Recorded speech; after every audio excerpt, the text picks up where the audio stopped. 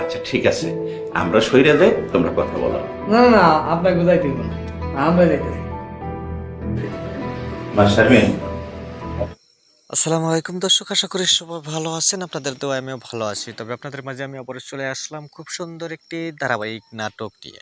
তবে নাটকটির নাম হচ্ছে ইমানদার চাকর। এই ইমানদার চাকর নাটকটি যারা যারা দেখেছেন তারা তো দেখেছেন, আর যারা যারা দেখেন না এখনো অতি দ্রুত আমার এই চ্যানেলটি সাবস্ক্রাইব করুন। হ্যালো দর্শক, আপনারা দেখতে পাচ্ছেন এই জামাল ছেলেটি কিন্তু একটি চাকর, সেটা কিন্তু দেখতে পাচ্ছেন নিজের আপন চাচার দোকানে চাকরের কাজ করছে, সেটা কিন্তু দেখতে পারছেন। এই এই জামাল কিন্তু এই চাচার কিন্তু ভাগী শরিকের অর্ধেক সম্পত্তি কিন্তু উনি পাবে, দেখতে পারছেন। আর দর্শক, তবেও কিন্তু এই ইমানদার ছেলেটি কিন্তু নাম তার জামাল, এটি কিন্তু চাকর হয়েই কিন্তু একটি বোন আছে ঘরে, বোনের খাওয়ান রিমাকে কিন্তু খাওয়াচ্ছে, পড়াচ্ছে, সবকিছু করছে চাকরানি, চাকর খেটেই কিন্তু।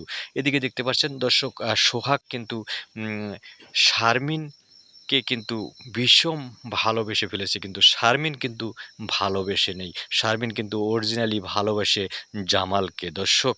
তবে আগামী ৪ নাম্বার পর্বেতে দেখতে পারবেন আরও কত কাহিনী হয়ে যায়। এদিকে দেখতে পাচ্ছেন শারমিনের বাবা কিন্তু অলরেডি এই সোহাগের সাথে কিন্তু আংটি পরিয়ে ফেলবো, সেটা কিন্তু দেখতে পারবেন কিছুক্ষণের মধ্যেই দর্শক।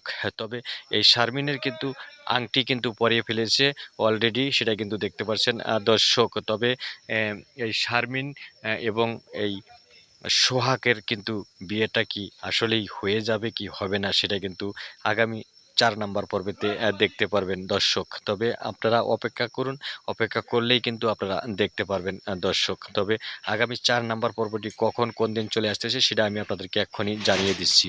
আগামী